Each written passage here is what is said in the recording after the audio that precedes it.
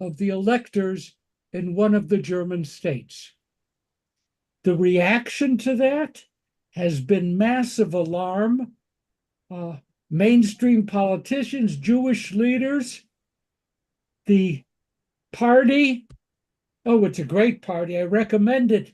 It's anti-immigrant, Eurosceptic, and pro-Russian. Other than that, it's one of our friends. So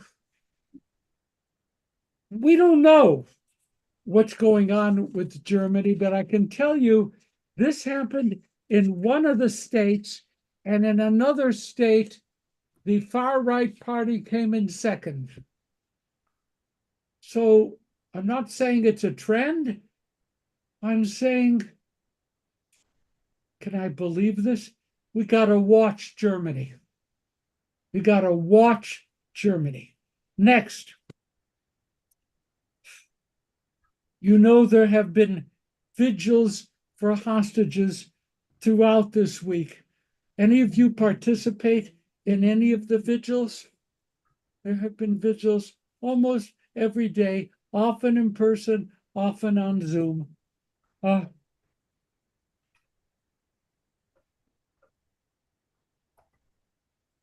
There is a statement in Jeremiah 31.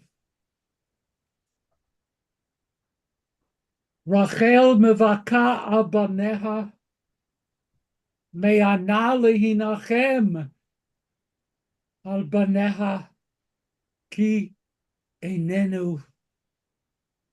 Rachel is weeping for her children. She refuses to be comforted for her children because they are no more.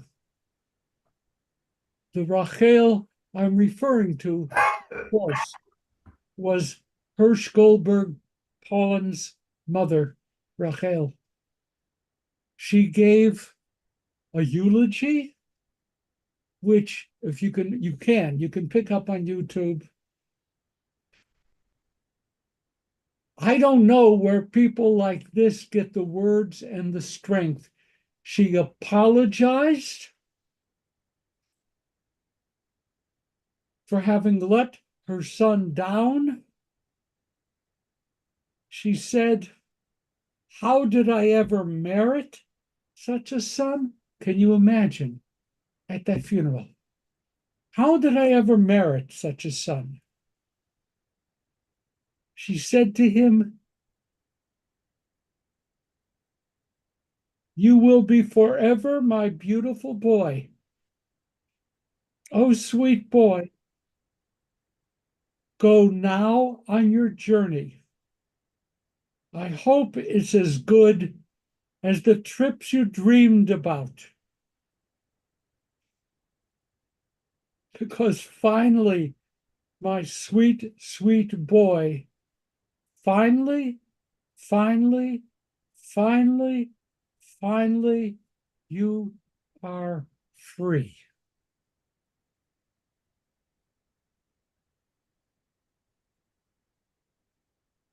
Rachel Goldberg Pollen. There is no conversation that one can have now within the Jewish community which doesn't involve a reflection of that funeral.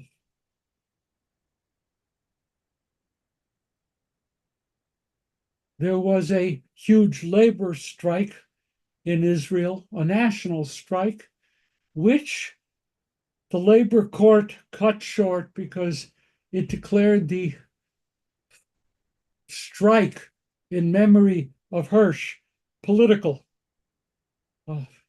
Kind of like what Trump should have avoided at Arlington. There are places and times when you don't go political. So they stopped the strike, but the whole country has been wrapped up.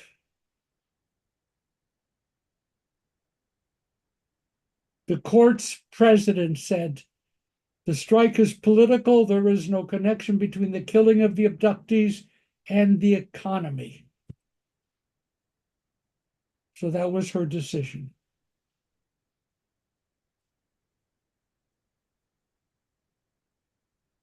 Then there's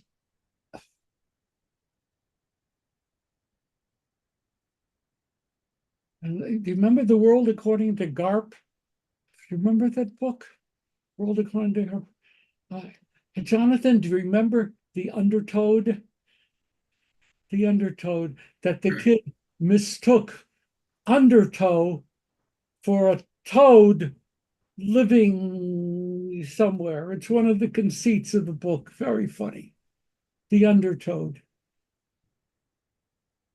I want you to know that there is an undertoad, not just in the non-Jewish community, but in some places in the Jewish community, saying it is simply wrong to embrace a policy calling for the release of hostages no matter what.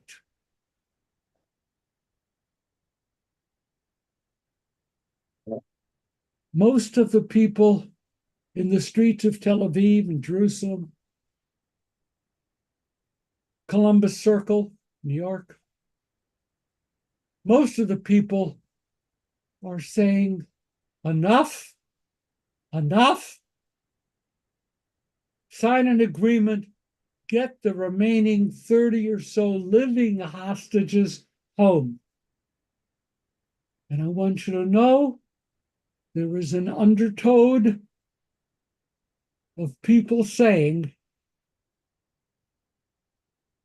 it is simply wrong to pursue the release of hostages no matter what.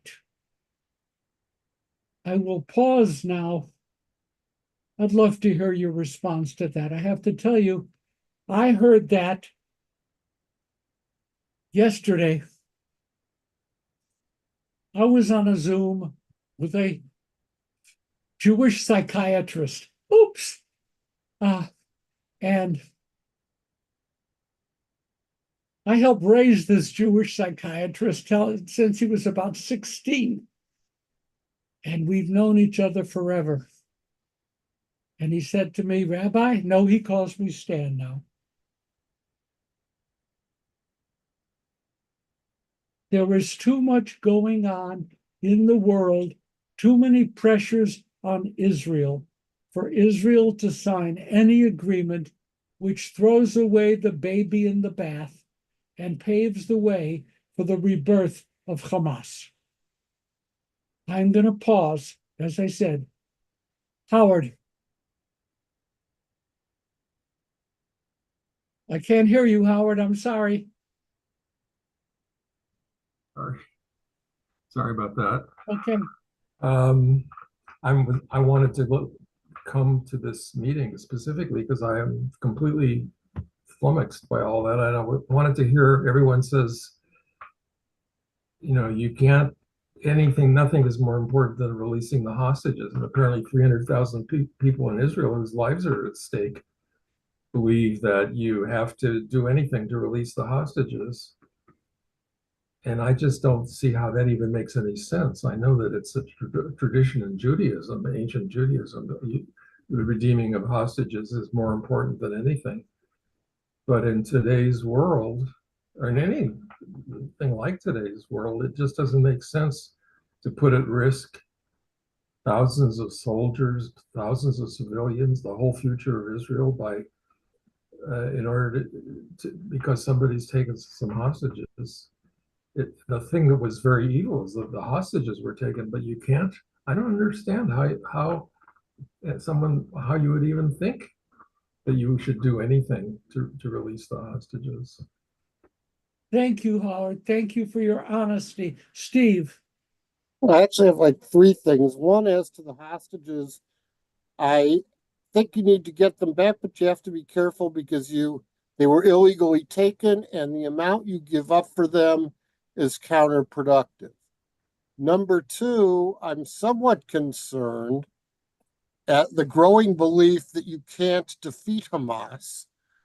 They're at least militarily. I mean, they'll exist, And there, but you can, maybe if you can't get rid of them entirely, but I think you can make them ineffectual, just as we did with the 9 ISIS. There we can, and I think that has to be number one priority.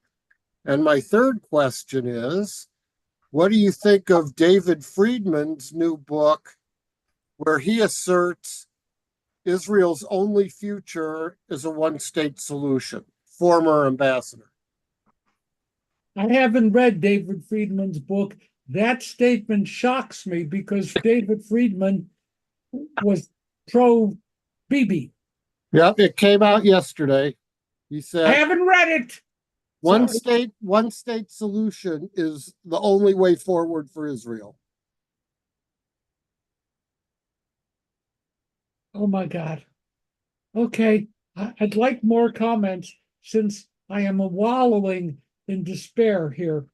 I'd like more thoughts. What do you think, Cindy? Cindy. Well, mine's a question. With all of this, a lot of people are condemning Biden and saying he should have done more. What do you feel he didn't do that he could have done? Boy, that's such a huge question because you didn't say which button he should have pushed. And part of me says he should have pushed the Bibi button a lot harder. And he should have put more real pressure. But at the same, no, I just lost half of you with shaking heads. I get that. Okay, I'll quit. The other button to push is Hamas, and it should have been a total button push to isolate them from the family of nations and from the economy of the world. It should have been both. And Cindy, you asked a tough question. We don't have the answer, but the questions are very valid today. Very valid. And I thank you for that. Okay, Harv. Okay. I think when you're dealing with a terrorist organization, I think the rules of normal engagement are out. I think Israel should have made a deal to get the hostages. And let me finish. Make a deal, whatever it is, say, yeah, we're going to leave. And then in a month later, go back in. Get the hostages out first and then go back in. And if the world complains about it, you can say, hey, we're dealing with creeps. We got our people out. That's what I would do, something like that. But I'd get the people out and deal with Hamas that way. That's my opinion. Boy, that's great. We're getting such an incredible diversity. Joanna. Yeah, I think we need to get the hostages out. Gaza is pretty much in rubble. I'm not sure how much strength Hamas has left. And I think they can deal with it. I think they need to get the hostages out. Enough is enough. A lot of people think the same, Joanne. Merle. I'm thinking, hold on one second. I'm thinking about something I heard somewhere on the news. I think it was yesterday or the day before, and I try not to listen to much news because I don't want to make myself sicker than I am over all this. But Netanyahu made a comment, something like, don't preach to me or don't preach at me. And I'm kind of thinking, and I guess it was just Cindy that made the comment, what should Biden do that he hasn't, what could Biden do? And I think Netanyahu's in his own planet somewhere. And I don't think that he wants anyone's advice. He wants to do it his way or no way. When you say that Bibi's on his own planet, I am reminded of the Little Prince. How are you going to figure that out, right? The Little Prince? No, I get it. I totally understand it. But this comment has been disturbing me for 2 days now. Don't preach to me. Well, what, in other words, he's going to do it his way or no way. And so far, whatever his way isn't the right way. So you asked for opinions, there I am. I think I shouldn't have asked. Okay, That's Jonathan. okay. We all need to be able to get it out of our systems. Jonathan. So I actually kind of think I'm with Howard on this one, that the main thing that sort of strikes me is the role of the hostages in this. So we have a couple of perspectives here and in Judaism that on the one hand, on a far extreme, we have the position that we need peace now, we need a peace deal now, no matter what. And then on the other far end of the other spectrum, we need the annihilation of Hamas, no matter what the cost.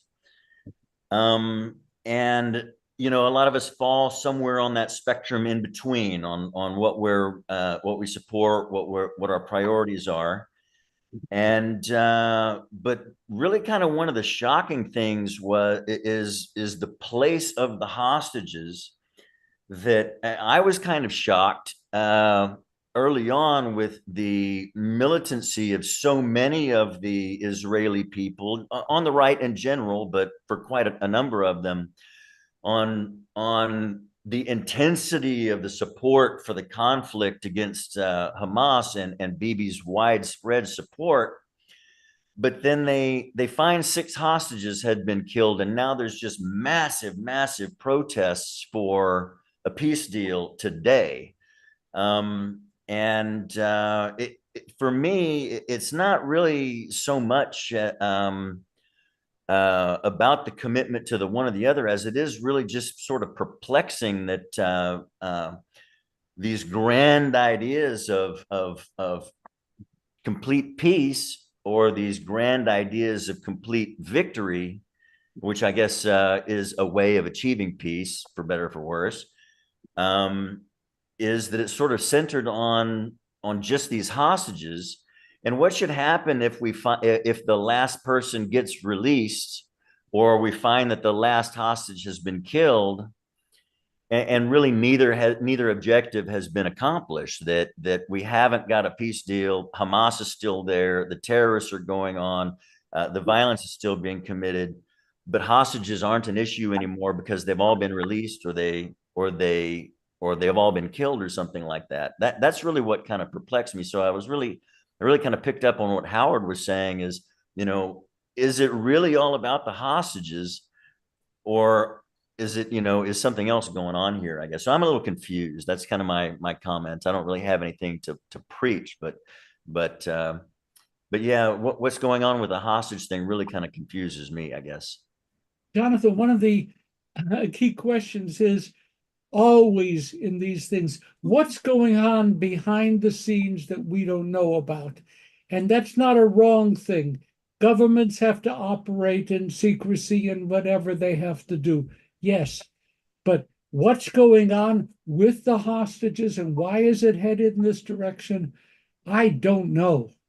I don't know. And I can certainly agree with you that at this point, it's a mess. And there's no horizon for improvement. Like, we'll keep going, and then maybe in a couple months we will be, you know, no. Ray? Thank you. Excuse me, Jonathan. One thing. In this group, we don't praise Howard that much. Okay. So. Yes, we do. I don't know, is Howard there? Did he even hear? Okay. Steve? No, who's say quickly, one of the things that's lost in all this when we talk about hostages is we love Israel to rescue them. And I think what's lost, I think it's pretty strong evidence that Israel actually rescues a hostage, and given the timing and location of the 6 executed hostages, I think that was clear retaliation. Save 1, kill 6. So as far as we know, hard to make them the center of attention and expect good outcomes. As far as we know, the decision made to kill the 6 was an immediate reflex from the release of that one hostage. Yep. That hostage was very close to where they were. And the reaction, the response, can you imagine standing over them and machine gunning them, which is what they did? It wasn't a shot to the head. They machine gunned. Their bodies are riddled with bullet holes. I'm sorry, was I being vitriolic and non-rabbinic? Oh, well, I guess that happens. Howard?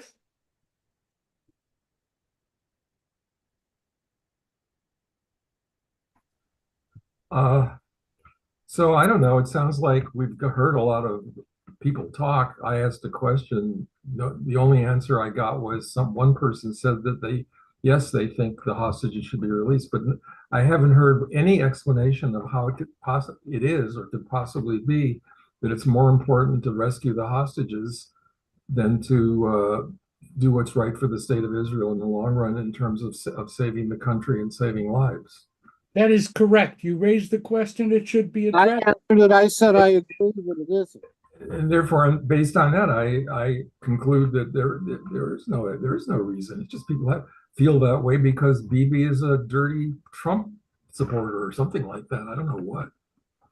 Okay, thank you for pushing back at that, Harv. Yeah, I'd say they're not mutually exclusive. You can get the hostages released. You can look forward, have a long-range plan for Israel's survival. But I think what you have to do is get the hostages released and then go and attack Hamas again. There's nothing that would stop Israel, once they get the hostages released, from going back in. There's no international agreement. Hamas is not a country. I would go back in and get them, but I get the hostages released. That's what I would see is clear, where you could get both things. You can get the hostages out and you can go back in and really disable Hamas. Except what makes you think and also protect the border, especially with Egypt. Has nobody in Israel thought of that? Susie?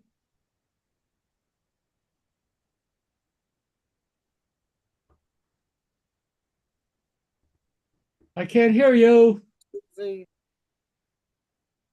Susie, I can't hear you. Can you hear me now? Now I can hear you. I'm so glad. I apologize to everybody for being late, but I actually was on the phone with my cousin Dan in Tel Aviv. He lives there with his family. He's been there for about 25 years. I mention him every now and again in Torah study. He's a very, very, very much a patriotic Israeli, would never leave the country to come back to the US. Yes. He was telling me, maybe some of you know of this, it's banned in Israel. I did not know that they could ban movies. There's a brand new, it's not a documentary, a brand new documentary about Bibi. And he happened to see it. He and his family left Israel a few weeks ago to spend some time in Italy.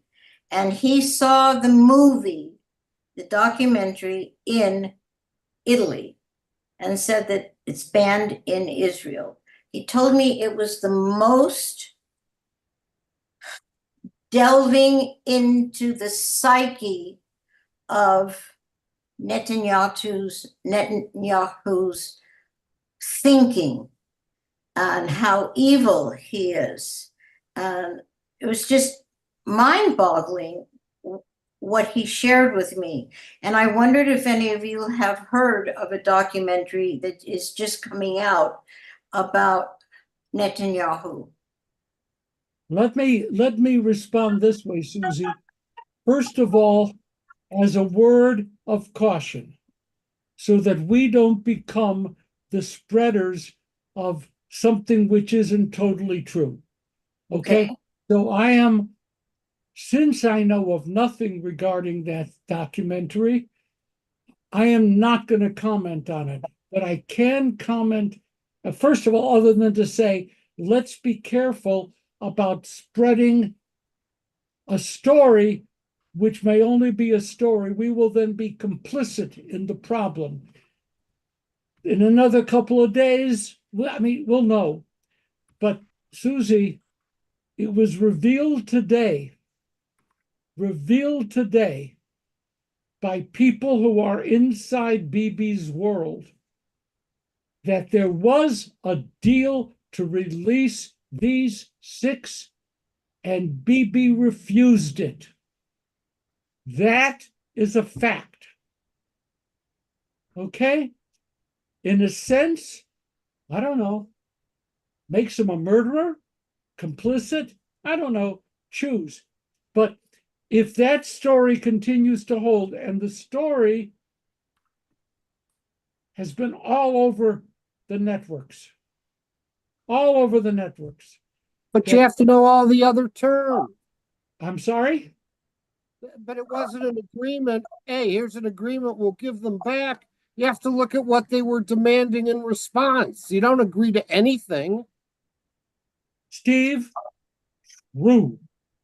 But from the way this story was repeated, and we'll know again in a couple of days, that proximity to a conclusion was rejected by Bibi. That's the part.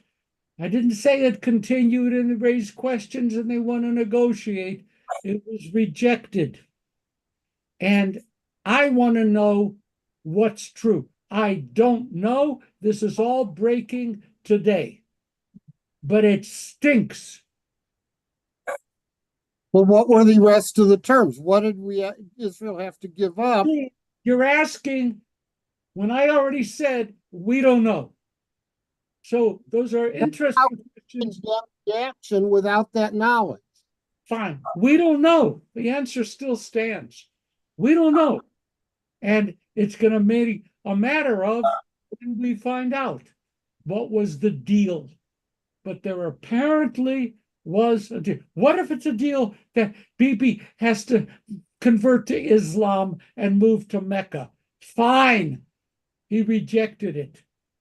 But I want to know if a real deal was that close and we didn't close on it somehow.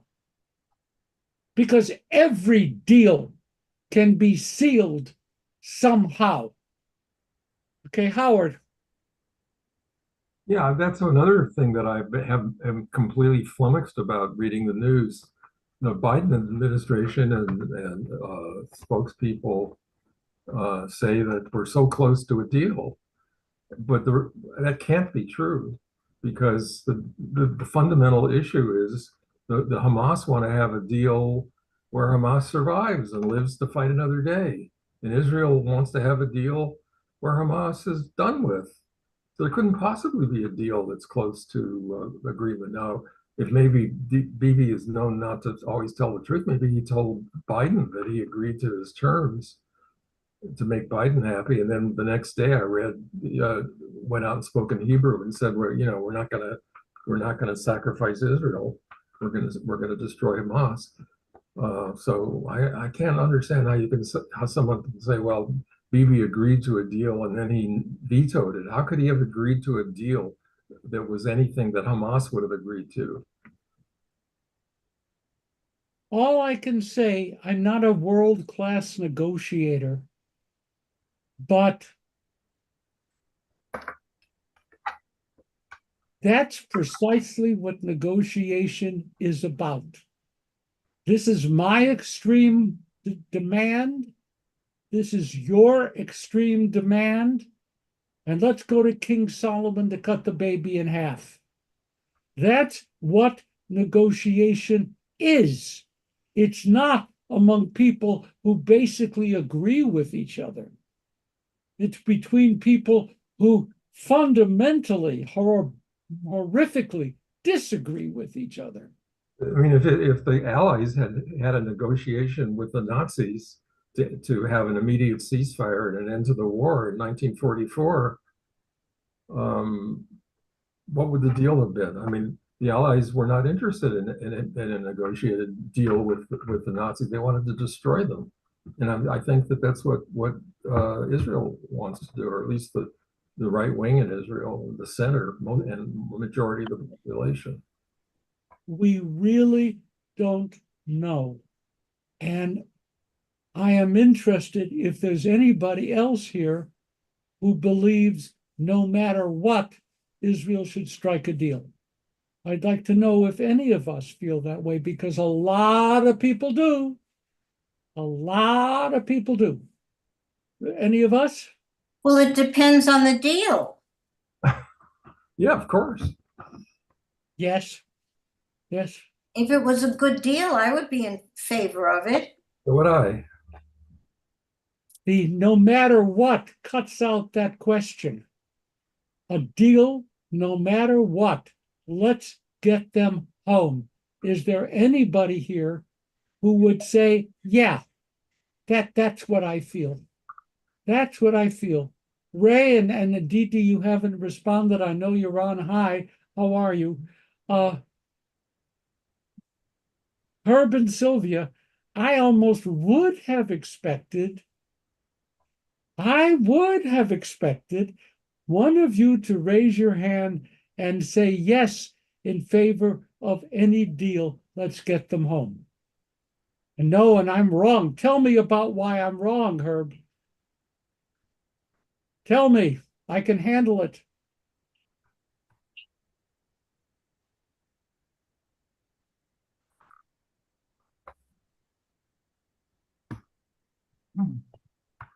You're open, Herb. Oh, that's very nice of you to ask me. That's really sweet. Okay, I think that it is, you have to have an agreement and not a give up. You can't just say anything that you want. That's the whole reason why Hamas exists, is to make you say what they want. And I think that is just wrong. So I have no way that I would ever say it wouldn't matter what.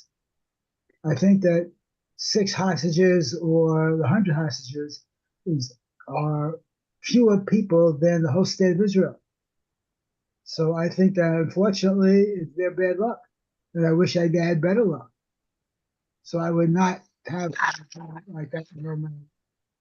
I am sorry. I pegged you for a real left winger, and I am so wrong, and I am sorry, and I apologize. No, I'm not that. I am leftish, but I'm not that left. I know you're leftish. Okay, Steve, Susie. I just want to say this is more of the same. And I don't know, everyone says there could be a deal. So Biden says we have a deal. He twists Bibi's arm. He agrees.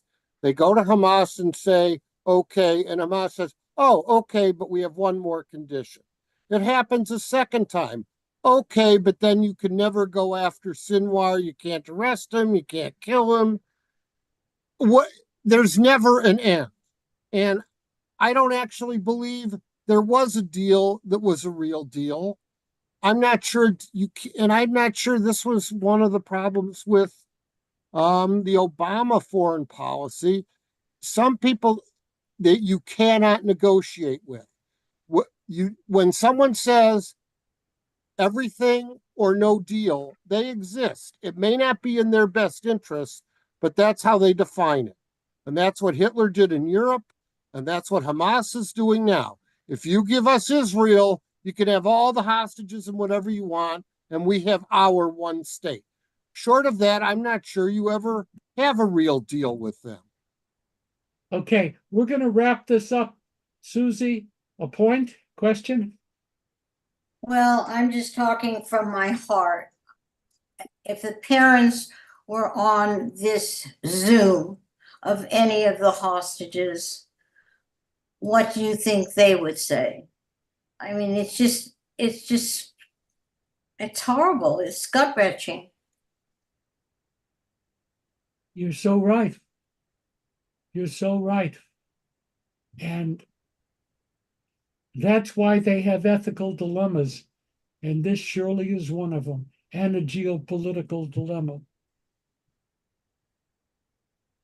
Despite the massive demonstrations of the last week, Bibi says, I will not yield. That was pretty clear. Biden severely criticized that position, saying Bibi is not doing enough. And then a couple of days ago, it weaseled out that Biden has a new proposal to put on the table. What the sources are calling last-ditch attempt. I don't know. But how many times do you have, this is my final offer? Well, this is my final offer. And how many times do you have that?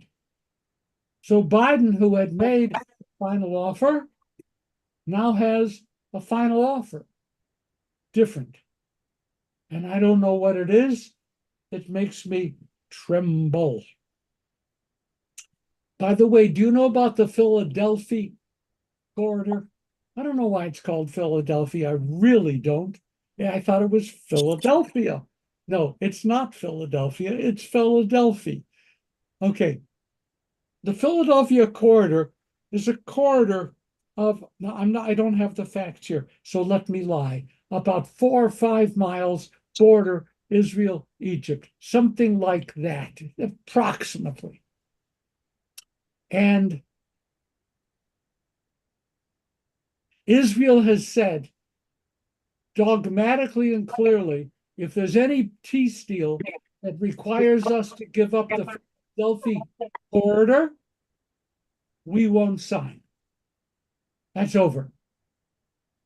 The Philadelphia corridor has become, for some Israeli right-wing politicians, a make-or-break phenomenon.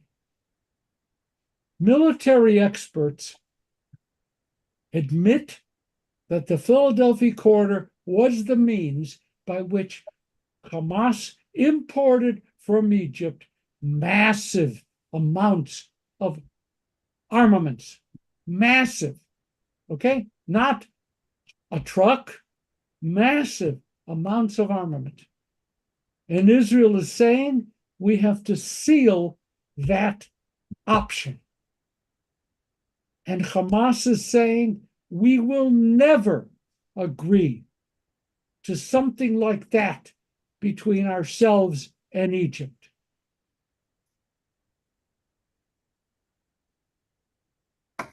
Military people say there are workarounds.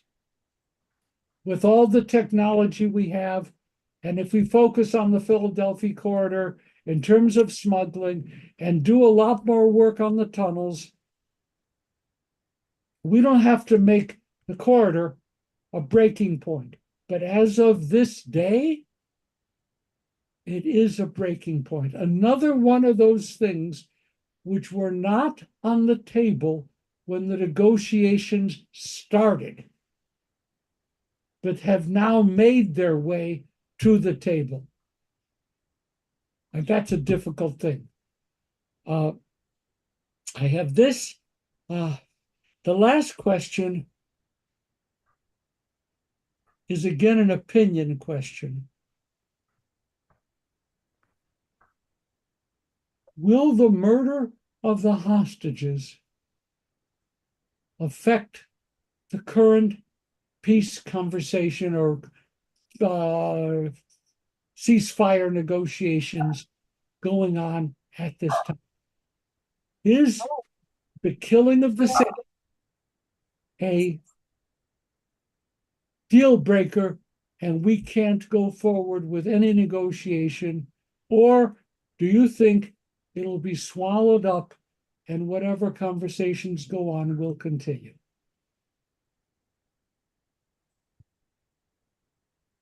Howard? Well, I think that Israel shouldn't be negotiating with Hamas. They should be just continuing to destroy them. And I just wanted to bring up, I hope it's not completely out of context, the new book that came out by Daniel Pipes called Israel Victory, which has a tremendous amount of information in it, none of it with footnotes. And I think it makes a really good case for a framework for understanding how the Israel-Palestinian conflict, what it is and where it came from and where it should be going, which is toward the defeat of Palestinian rejectionism. May I just toss out before I go back to Herb? May I just toss in that there are many of us on the left who look at the two-state solution as there's a metaphor.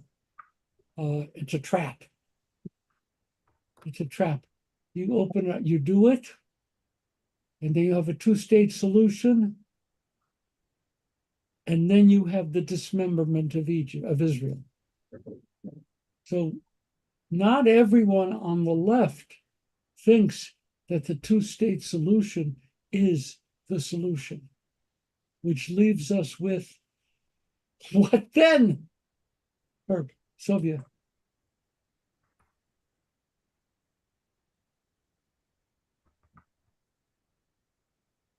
I don't think that there's ever going to be a ceasefire or peace or a deal.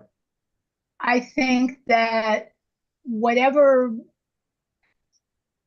excuse they use for the killing of the 6 or the destroying of something or other or the whatever, I think they're just going to be fighting forever. So the best we can hope for is sort of a ceasefire and sort of quiet so that Israel can be angry and Hamas can regroup and they can fight each other again in the future. There's not going to be a two-state solution because nobody really wants one. They didn't want one in 1948. They're not going to suddenly decide that that might work now. I think it's just going to be a state of perpetual war, maybe hot war, maybe cold war, but I don't see peace ever in the area because of the long history of hatred and distrust and actions on both sides that feed that hatred and distrust. Nobody's innocent in any of this, ever. It sounds like you need to read Daniel Pipe's book because that's exactly the starting point for his point of view, which is amply verified by the events of history over and over again. Palestinian rejectionism, the two-state solution was never more than a tactic on the part of the rejectionists as part of their overall plan of destroying the state of Israel, which to them is the ultimate evil and has to be gotten rid of and always will be as long as the rejectionists are in power. I totally agree with you. That may surprise you. I totally agree with you. Risa, is that your hand or you just? That's my hand, but it's up with great reservation because when I say what's in my mind, no one will speak to me again. But I hear my suggestion. You don't say it. Say it. Go ahead. We love you. Say it. We'll speak to you again. I hear my father from the time I was a very little girl telling me how he was saved in the China, Burma, India theater when that bomb went off, and without it, the world would not have been saved. And I'm just wondering if we're getting closer to that time, and I don't know where or how, but we have to wipe them out, and I really believe that. I think we need to send you to a rehab center. I think that's just fine, Risa. You may have more voids here than I do. It scares me, but the need to wipe them out is there. And I don't know how to do it. You're not saying that you want to wipe out all Arabs. No, I want to wipe out Hamas and its leadership. I don't know how to do that, but that's what I'm saying. We have to stop the game that it's going to be done by regular, if you will, warfare. I think a more complete analysis is that it's not really just Hamas. It's the whole concept going all the way back 120 years of what you could call what Pipes calls rejectionism, which is the Palestinian idea, the Arab idea that Israel doesn't belong in Israel. The Jews don't belong in Israel, and they need to be kicked out. And you can go all the way back, like I say, 120 years and see that again and again and again. And Hamas is just the embodiment of that. And they're damn popular on the West Bank too.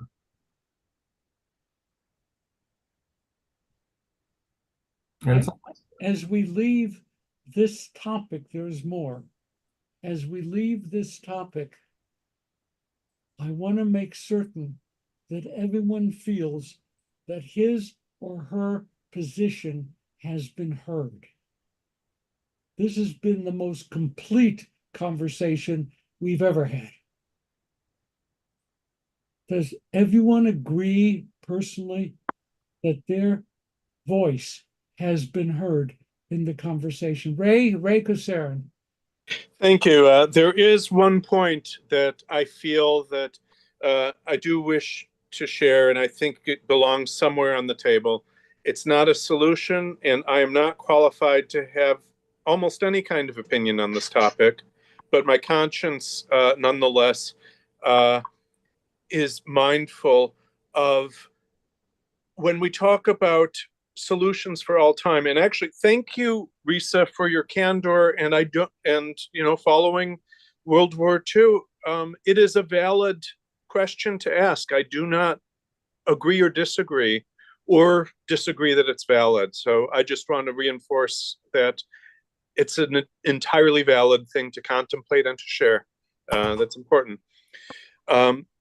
The piece of this that I haven't heard much discussion about, and is, I have no solution, but it's very much on my conscience, is the longer view than this immediate conflict of Israel's maneuverability and options going forward in the world.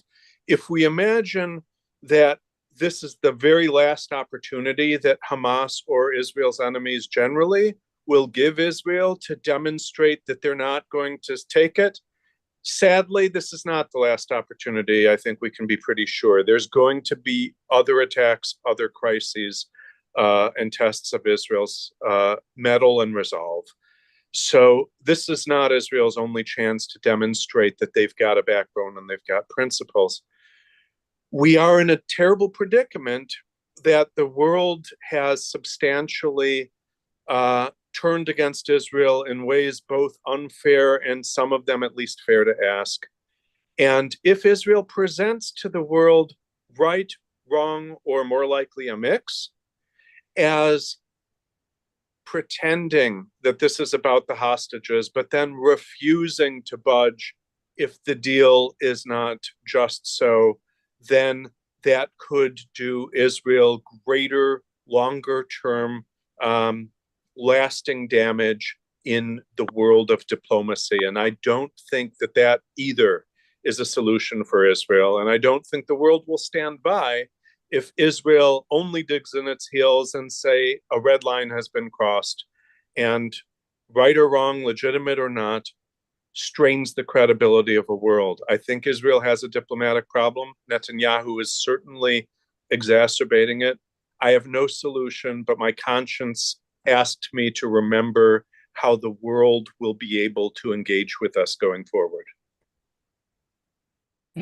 I'd like to thank you for what was a beautiful and sensitive comment, an important comment that did add to the conversation.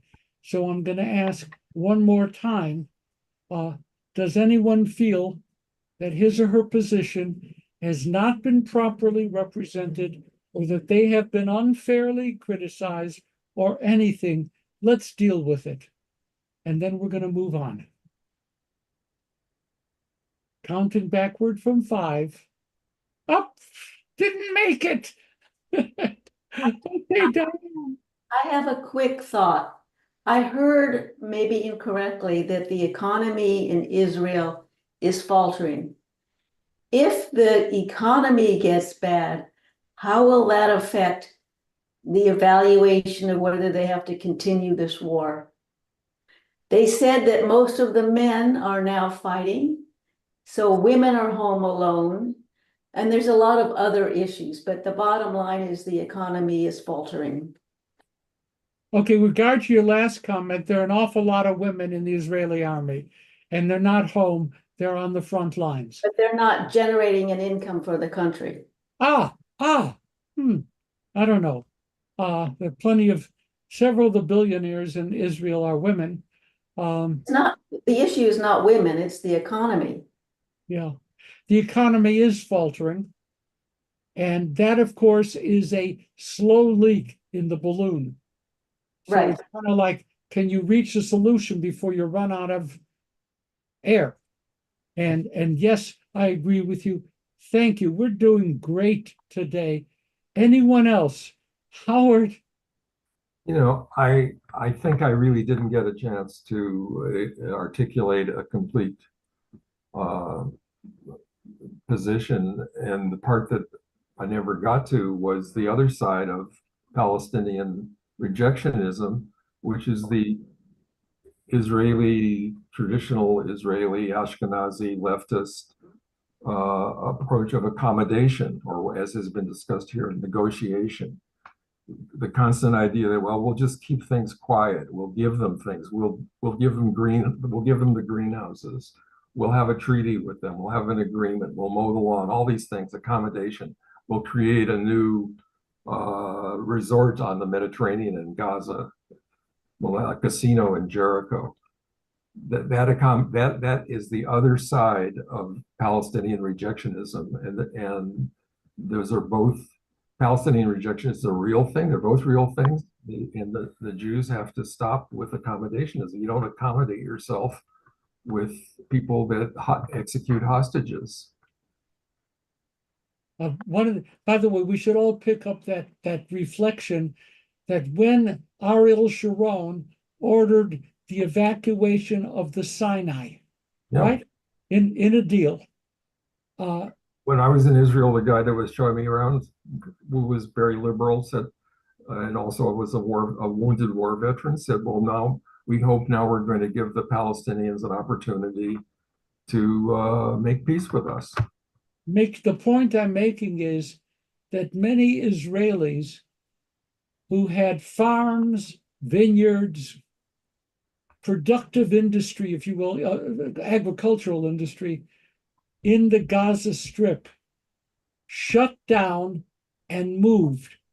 And one of the things that Sharon insisted upon is that they don't trash the farm or the greenhouse or anything else. That was amazing for me because we all know who Ariel Sharon was. And he insisted that the Israelis leave without damaging what they have built, thus to hand them over intact to the Palestinian economy.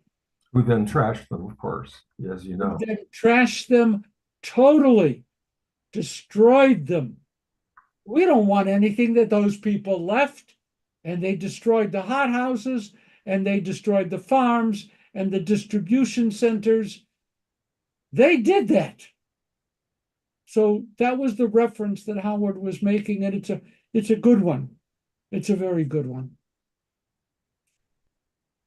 Deep breath. Okay, we only have 5 minutes left. There was a survey of college students from the most highly ranked colleges, universities, most highly ranked, about 15 of the most highly ranked. And the survey is a valid survey. I know that there are all kind of garbage out there, but the LUNTZ, L-U-N-T-Z, the people doing the survey are reliable. The survey indicated 5 things. With this, we close. The worst of anti-Semitism, says these college students, is not what is happening in front of them, but actually happening to them. Think about that. I mean, it's not a simple sentence.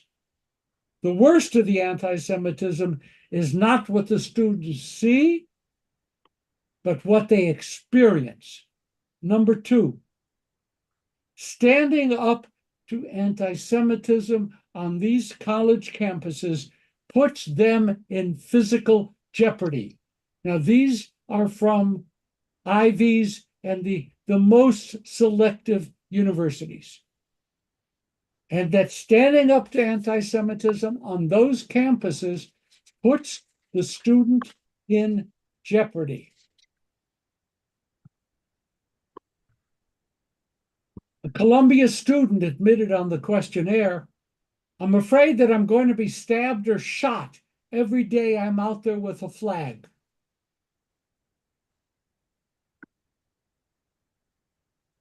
Next,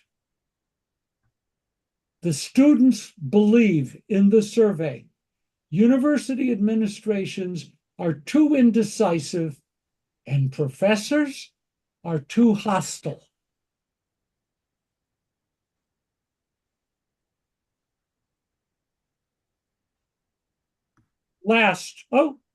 Second last. Our universities have abandoned Jewish students, giving them less support when they need it most.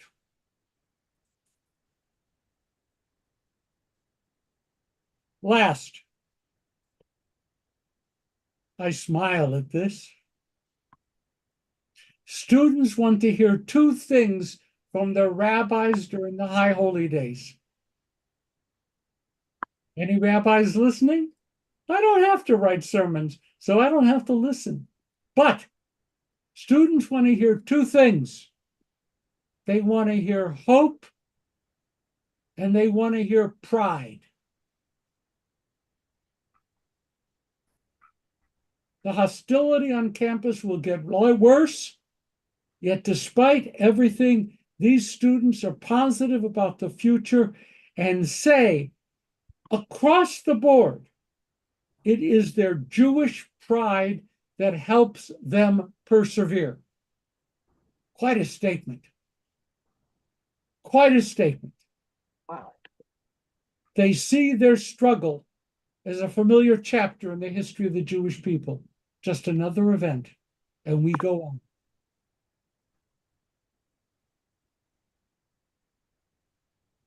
Last report, University of Maryland gave approval, University of Maryland gave approval for a demonstration on October 7th on campus, coordinated by anti-Zionist, pro-Hamas organizations. Thank God I'm able to close our meeting today by saying the protests were so immediate and so strong that University of Maryland has canceled those programs. But what made them accept it in the first place? I just ask. Any final thoughts before I thank you and send you off? This was a great session. Any final thoughts? Okay, Harv. Yeah, I just have a final thought. In any negotiation, if it becomes public between two countries or two bodies, if it becomes public, the odds of getting to a solution are almost nil.